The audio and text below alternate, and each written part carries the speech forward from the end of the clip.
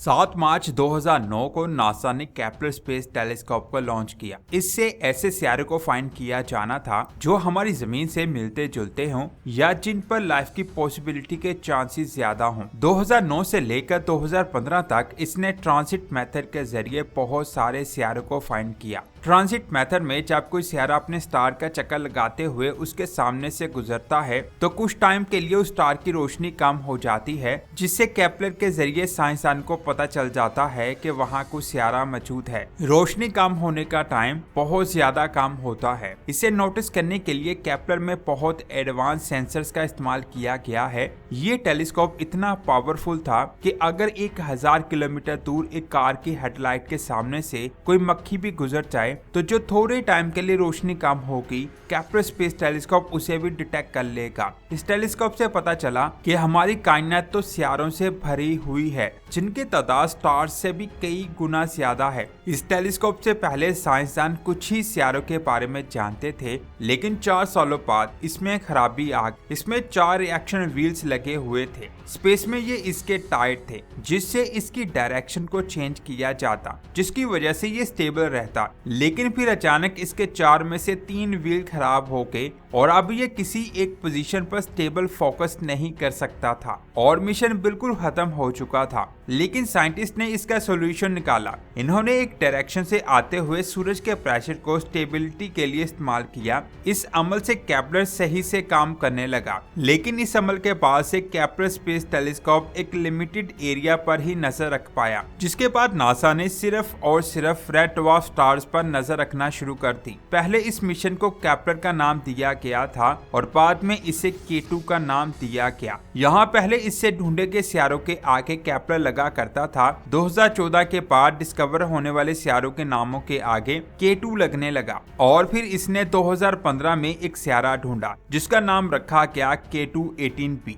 2018 में इस टेलीस्कोप का फ्यूल खत्म हो गया, जिसके बाद से इस सितारे को हबल स्पेस टेलीस्कोप से स्टडी किया जाने लगा। 2019 में जब साइंसदान K2-18b सितारे को स्टडी कर रहे थे तो उन्होंने पहली बार इस सितारे पर पानी की मौजूदगी को नोटिस किया। ये पानी इसके एटमॉस्फेयर में वाटर वेपर्स की सूरत में नोटिस किया गया। एटमॉस्फेयर में वाटर वेपर्स के होने का मतलब है कि इसकी सतह पर बड़े बड़े समुद्र हो सकते हैं, जिसके बाद इस सितारे को हाइसियन सितारों की लिस्ट में शामिल कर दिया गया। हाइसियन का मतलब एक ऐसा सितारा है जिसका एटमॉस्फेयर हाइड्रोजन गैसेस से भरा हो और उसकी सतह पर पानी का समुद्र हो। ऐसे सितारे ना जमीन जैसे होते हैं और ना ही गैस जॉइंट जैसे। इनके एटमॉस्फेयर में डेंस हाइड्रोजन बहुत ज्यादा मकदार में मौजूद होती है, जिसकी वजह से साइंसदानों को लगता है कि ऐसे एटमॉस्फेयर में पानी ऐसी फॉर्म में मौजूद हो सकता है जो ना सॉलिड होता है और ना गैस। इस सितारे को इस साइंसदान ने हाइसियन की लिस्ट में डाला था। अब सवाल ये आता है कि क्या वाटर वेपर्स की वजह से ये माना जा सकता है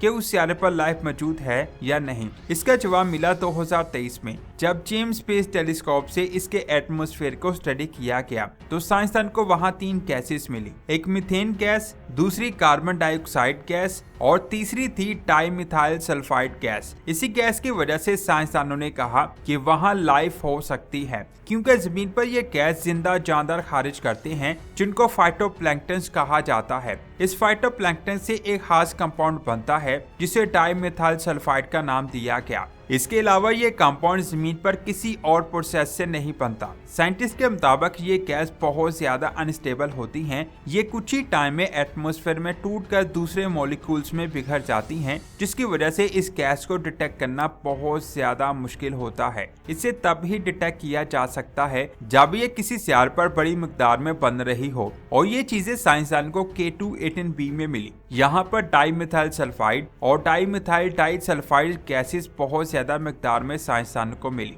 न्यू स्टडी के मुताबिक K2-18b सितारे के समुद्र में फाइटोप्लैंक्टन्स मौजूद हो सकते हैं, जिनसे ये गैस लगातार खारिज हो रही है। ये डिस्कवरी बहुत ज्यादा बड़ी है, इसीलिए साइंसदानों ने जेम्स स्पेस टेलीस्कोप के जरिए इस सितारे को और अच्छे से स्टडी करने का फैसला किया, जिसके बाद 17 अप्रैल 2025 को एक पेपर पब्लिश हुआ, जिसमें ये साफ तौर पर कहा गया कि K2-18b में लाइफ के चांसेस बहुत ज्यादा हैं। इस पेपर को पब्लिश किया कैम्ब्रिज यूनिवर्सिटी के एक प्रोफेसर ने। ये पेपर ऐसे वायरल हुआ कि लोग कहने लगे कि इंसानों ने एलियंस को फाइंड कर लिया है। तो यहाँ एक सवाल आता है, क्या सच में खला में लाइफ मिल गई है? क्या सच में इन दोनों केसेस के मिलने का मतलब एलियन लाइफ है? इसको डिटेल से जानते हैं। जमीन से 124 लाइट ईयर दूर एक सियारा है जिसका नाम K2-18b है। इस सियारे के स्टार का साइज हमारे सूरज से छोटा है। इसके के 2 सियारे ऑर्बिट करते हैं, जिनमें एक का नाम K2-18b है और एक का नाम K2-18c है। इन दोनों में K2-18b इस सियारे के हैबिटेबल जोन में मौजूद है। इसका साइज जमीन से 2.6 गुना ज्यादा है और इसका वजन जमीन से 8 गुना ज्यादा है। इसकी डेंसिटी को देखकर ऐसा लगता है कि ना तो ये सियारा पूरी तरह से सॉलिड है और ना ही ये पूरी तरह से गैस जॉइंट है, यानी ये कुछ चट्टानी है और कुछ गैसी। इसीलिए साइंसदान इसे मिनी नेपच्यून कहते हैं। 2025 में जो पेपर पब्लिश हुआ उसके मुताबिक इस सियारे के मोटे बादलों के नीचे समुद्र में लाइफ मौजूद हो सकती है। कुछ साइंसदानों ने कहा कि जेम्स स्पेस टेलीस्कोप के जिस डेटा से हमें पता चला है कि वहां डाइमिथाइल सल्फाइड गैस मौजूद है, वो डेटा गलत भी हो सकता है। जेम्स स्पेस टेलीस्कोप के डेटा पर पूरी तरह से यकीन नहीं किया जा सकता। किसी भी रिसर्च को 100% परफेक्ट मानने के लिए उसे 1 से 5 तक पॉइंट्स दिए जाते हैं, जिसमें 1 पॉइंट काफी लो पॉसिबिलिटी है और 5 सबसे हाई पॉसिबिलिटी और ऑलमोस्ट कंफर्म रिसर्च को दिए जाते हैं। इस रिसर्च को 3 पॉइंट मिले हैं, जिसका मतलब है कि साइंसदान अभी भी श्योर नहीं है कि वहां डाइमिथाइल सल्फाइड गैस मौजूद है, यानी सिर्फ 0.03% पॉसिबिलिटी हो सकती है कि वहां ये गैस मौजूद है। इतनी कम पॉसिबिलिटी की वजह से ये कहना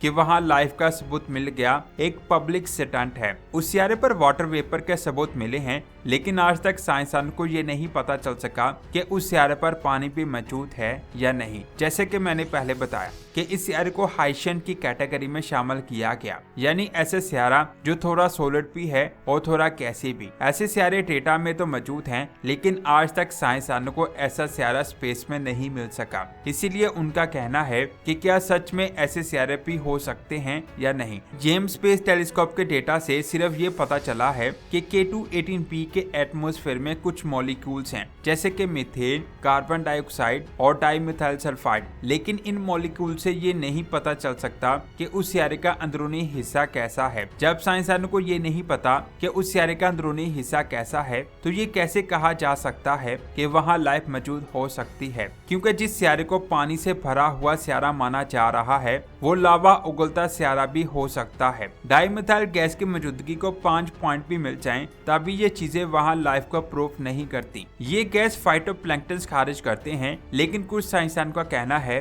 कि हो सकता है उस सियारे पर कोई ऐसा प्रोसेस मौजूद हो जिससे वो गैस निकल रही हो और वो प्रोसेस जमीन पर ना होता हो। इसके अलावा एक रिपोर्ट के मुताबिक ये गैस कॉमर्स में भी पाई गई है। आपको इसके बारे में क्या कहना है, नीचे कॉमेंट्स करके जरूर बताएं। इस वीडियो को लाइक और शेयर लाजमी करें। मिलते हैं एक और शानदार वीडियो में। अपना बहुत सारा ख्याल रखें। अल्लाह हाफिज।